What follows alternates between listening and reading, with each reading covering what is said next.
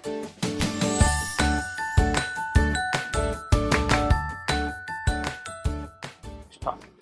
Students, very welcome to all on exam Niti. सही नीति सही दिशा। स्वागत है आप सबका एग्जाम नीति पर मेरे यानी माधवी कुशाग्र गौर के साथ।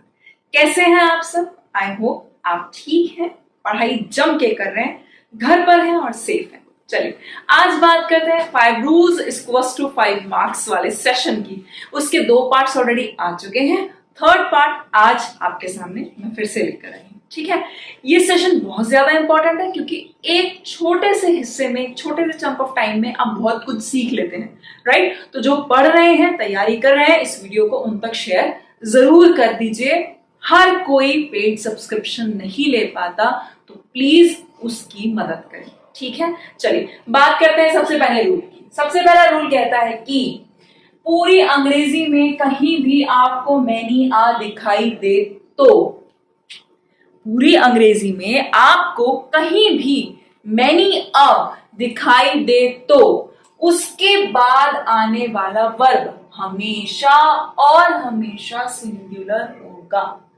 उसके बाद आने वाला वर्ब हमेशा और हमेशा सिंगुलर होगा, कुछ और नहीं होगा।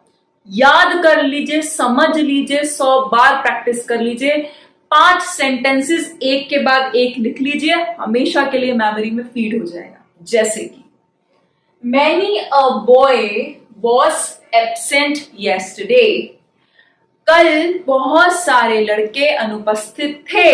सेंस बहुत सारे का ही है, पर देखिए ना, नाउन तो भाई अकॉर्डिंगली आता है ना कि डिटरमाइनर क्या है, वो सिंगुलर है। तो जब वो सिंगुलर है, जब नाउन सिंगुलर है, तो जाहिर सी बात है कि उसकी हेल्पिंग वर्ब भी सिंगुलर ही आएगी। ये तो समझाने का तरीका हुआ। अगर समझ में आए तो बहुत अच्छी बात, और अगर लगे कि कोई कंफ्यूजन है तो फिर ध्यान रखिए कि मैनी आ के बाद हमेशा आपको सिंगुलर वर्ब ही लगानी है। ठीक, स्ट्रक्चर भी वही है ना, मैनी आ है तो यानी कि नाउन भी सिंगुलर होगा, और नाउन सिंगुलर तो वर्ब भी सिंगुलर होगा। समझने का दूसरा तरीका, जैसे कि many a professor is, not are. Many a professor is delivering their speech. ठीक, many a professor is delivering the speech. बात समझ में आ गई? बहुत सारे जो प्रोफेसर हैं वो स्पीच डिलीवर कर रहे हैं, स्पीच दे रहे हैं। Many a professor is delivering a speech. ठीक, या द स्पीच। अब बात करते हैं नेक्स्ट रूल की। नेक्स्ट रूल है मोर, उसके बाद कोई नाउन आए और उसके बाद देन वन लिखा हुआ हो। अगर ये कंस्ट्रक्शन, ये स्ट्रक्चर आपको कहीं भी देखने के लिए मिले, क्या more plus noun plus than one, कहीं भी मिले कि मोर के बाद कोई नाउन हो, जैसे मोर स्टूडेंट, मोर बॉय, मोर टीचर, मोर क्लोथ, मोर कैट, मोर डॉग, कुछ भी नाउन हो और उसके बाद देन वन हो, उसके बाद हमेशा और हमेशा क्या होगा? वर्ब प्लूरल होगा, सिंगुलर होगा ही नहीं। कैसा वर्ब होगा? प्लूरल होगा, सिंगुलर होगा ही नहीं। जैसे कि more parents than one have arrived, यानी कि बहुत सारे पेरेंट्स उपस्थित हो चुके हैं। ठीक, आ चुके हैं। More parents than one have arrived, या फिर more cars than one have washed, बहुत सारी हैव बीन वॉश्ड। ठीक, more cars than one have been washed, बहुत सारी कारें धोई जा चुकी हैं। ठीक, ध्यान रखिएगा, मोर के बाद नाउन और नाउन के बाद जब भी देन वन लिखा हो तो वर्ब हमेशा प्लूरल होगा। यहां पर अगर हैज लिखा होता तो ये गलत हो जाता। ठीक, इस टाइप के इस एग्जाम्पल पर कम से कम 5 एग्जाम्पल खोज कर अपनी कॉपी में लिख लीजिए, नोट्स बना लीजिए, याद से नोट्स बनाते चलिए। एक पार्ट आ चुका है, एक और पार्ट आ चुका है, यानी कि अब तक 5 रूल्स इक्वल्स टू 5 मार्क्स पर 2 पार्ट्स आ चुके हैं। ये तीसरा पार्ट है, राइट? यानी कि 10 रूल्स आपको ऑलरेडी मिल चुके हैं, 11th और 12th रूल पर अब आप आ चुके हैं। तो नोट्स आई होप आप बना रहे हैं, मेंटेन कर रहे हैं। ठीक, क्यों? क्योंकि स्क्रीनशॉट्स जो होते हैं वो खो जाते हैं। सहूलियत लगती है उस वक्त, लेकिन फिर आगे खो जाते हैं, इसलिए नोट्स बनाते चलें और वहां पर फिर इस तरह के 5 एग्जाम्पल तुरंत नीचे लिख लें ताकि मेमोरी में फीड हो जाए और फिर दोबारा आपसे गलती ना हो।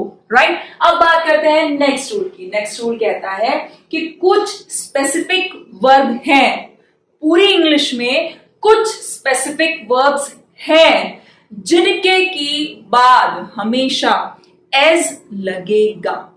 कुछ भी हो, आंधी आए तूफान, कम व्हाट में, उनके बाद हमेशा एज लगेगा ही लगेगा। ठीक, अब चाहे आप DSSB का पेपर लिख रहे हो, चाहे आप NDA का पेपर सॉल्व कर रहे हो, चाहे आप FCAT का पेपर सॉल्व कर रहे हो, आप कोई भी पेपर सॉल्व कर रहे हो, ठीक, चाहे आप सेट पैम का पेपर सॉल्व कर रहे हो, हर किसी जगह ये रूल अपनी जगह पर फिक्स्ड है, नहीं बदलेगा। क्या? Regard, describe, represent, portray, depict, mention, define और ट्रीट जैसे कुछ वर्ड्स हैं जिनके बाद हमेशा और हमेशा एज लगेगा। हमेशा और हमेशा एज लगेगा। अगर नहीं लगा है तो यानी कि कहीं ना कहीं कोई ना कोई कमी रह गई है। जैसे कि आई रिगार्ड, आ गया ना regard, I regard him as my brother, मैं उसे अपने भाई जैसा सम्मान देती हूं, मैं उसे अपना भाई मानती हूँ। राइट, नेक्स्ट, आई पोर्ट्रे हिम एज गॉड, मैं उसे भगवान जैसे मतलब पोर्ट्रे करती हूँ, भगवान जैसे समझती हूँ, भगवान जैसे चित्रित करती हूँ। ठीक, नेक्स्ट होता है doctors are mentioned as god, जो डॉक्टर्स हैं वो भगवान की तरह मेंशन किए गए हैं, मेंशन किए जाते हैं।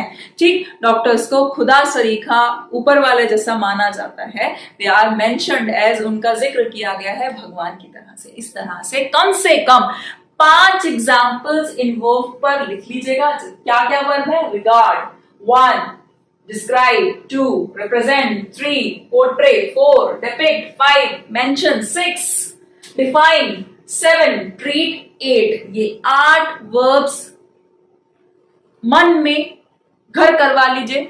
इन 8 पर एक एग्जाम्पल लिख लीजिए।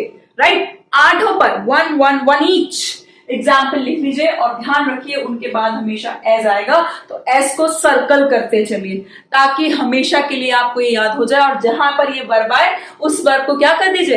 अंडरलाइन कर लीजिए। ठीक, सेशन जब खत्म होगा उसके बाद जब मैं नेक्स्ट सेशन में मिलूंगी तो मैं आपसे डिमांड करूंगी कि वो नोट्स कहाँ हैं जो आपने वीडियो देखते देखते बनाए, वो कहाँ हैं, मैं जरूर मांगूंगी। राइट, तैयारी से बैठिएगा। चलिए, तो अब आपने कहा कि regard, describe, represent, portray, depict, mention, define और ट्रीट सरीखे वर्ब्स के साथ एज लगना मैंडेटरी होता है। राइट, नेक्स्ट अब इसी रूल का जस्ट वाइस वर्सा रूल देख लेते हैं। वो क्या है? वो ये है कि name, call, term, think, elect, select, choose, appoint, nominate, ये कुछ ऐसे स्पेसिफिक वर्ब्स हैं जिनके बाद एज कभी नहीं लगेगा। फिर से सुनिए, कुछ स्पेसिफिक वर्ब्स ऐसे हैं, जैसे ऊपर वो 8 वर्ब्स मैंने बताया जिनके बाद हमेशा एस लगेगा, वैसे ही ये कुछ स्पेसिफिक वर्ब्स ऐसे हैं जिनके बाद एज कभी नहीं लगेगा। कभी नहीं मतलब कभी नहीं। 1 2 3 4 5 6 7 8 9। राइट, आपको ऐसे 9 वर्ब्स मिले जिनके बाद एज कभी भी नहीं लगेगा। एक एग्जाम्पल एक वर्ब पर आपकी कॉपी में लिखा हुआ होना चाहिए।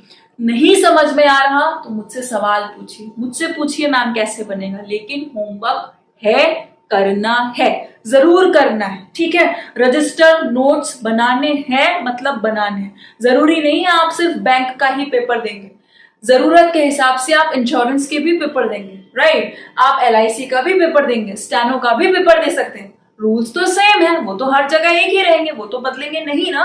इसलिए हर रूल की प्रैक्टिस बहुत ज्यादा इंपॉर्टेंट है। ठीक, तभी जाके आप मास्टर हो पाएंगे।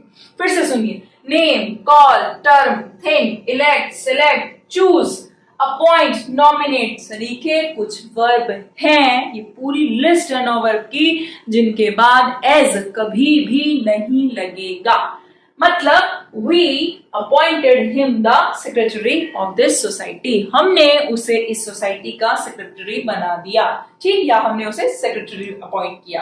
आप ऐसे भी बोल सकते थे we elected him the secretary या we chosen him as नहीं आएगा, right? We chosen him the vice president of this college, हमने उसे इस कॉलेज का वाइस प्रेसिडेंट चूज किया है, ठीक। नेक्स्ट रूल की बात करते हैं आज के सेशन के आखिरी रूल की, यानी कि ये जो हमारा था, ये हमारा था 11th रूल, ये था 12th रूल, ये था 13th, ये था 14th और ये था 15th रूल, क्योंकि ये इस सेशन का थर्ड पार्ट है, ठीक। इस तरह का जो सीरीज चली आ रही है ये उसका थर्ड पार्ट है, तो इसकी बात कर लीजिए। General order of pronouns, generally ध्यान रखिएगा, जो प्रोनाउन का जब आप जनरली कभी भी यूज करेंगे तो ऑर्डर ये होगा कि सबसे पहले सेकंड पर्सन आएगा, फिर थर्ड पर्सन आएगा और बाद में फर्स्ट पर्सन आएगा।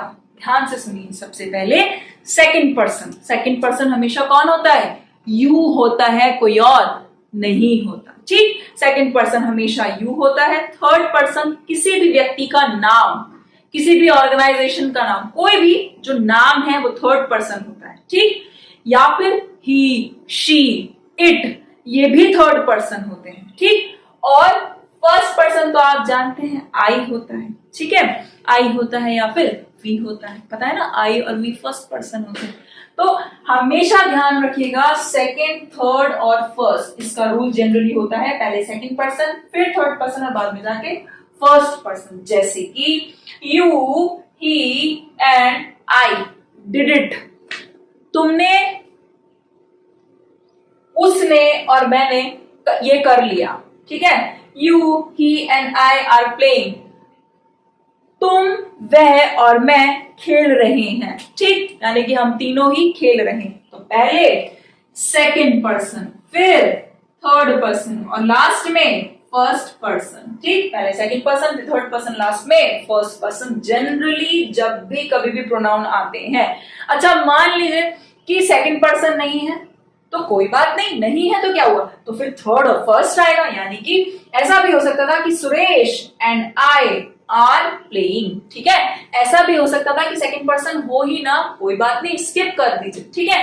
तो फिर क्या हो गया अगर सेकंड पर्सन नहीं था तो 3 and 1, यानी कि Suresh and I R playing.